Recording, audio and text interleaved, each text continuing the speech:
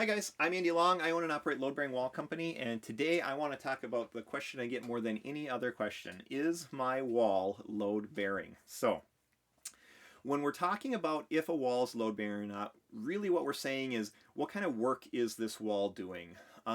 Typically, if you have a two-story home or a three-story home, um, there's a good chance that the walls that run down the middle of that home are load bearing in some capacity. And really, what we're trying to find out is, are they carrying floor system? Are they carrying multiple floor systems? Are they carrying roof? So, a typical question that we'll ask our clients when they're wondering if their wall is load bearing is, what year was your home built? And if you have roof trusses. So if you go up in the attic, if your home was built, say, after the early 70s, if you go up in the attic and you see roof trusses, so that would be 2x4s oriented in triangles with gusset plates, metal gusset plates binding those 2x4s together.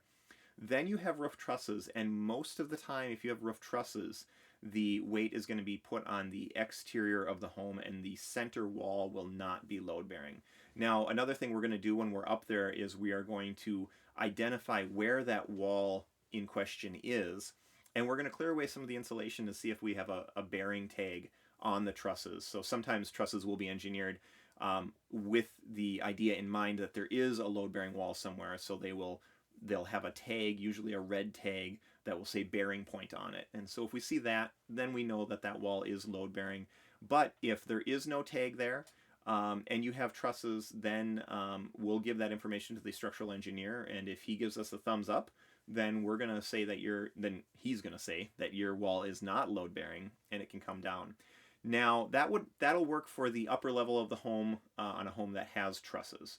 The main level or lower level will typically have some floor load on it, and you're going to be able to identify that by the fact that the joists in that floor system are lapping over each other at the center line. So typically, if you have a joist that's cut and bearing on the middle part of the wall, and then you have another joist that laps over it, and that wall's right under here, that wall's going to at least have floor load on it. So what that means is the header that would have to go in there to open that space up isn't going to have to be quite as strong or quite as big, quite as heavy as a header that would be needed if it was also carrying roof load.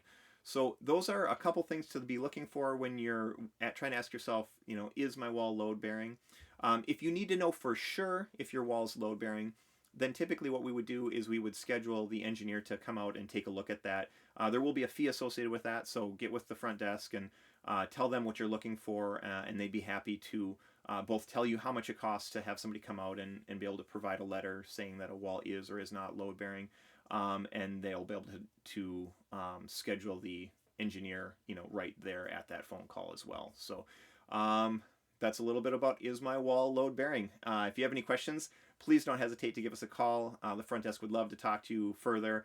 And if you've got some kind of oddball question, we'd love to hear about it and see if we can get you an answer. Thanks. Have a good day.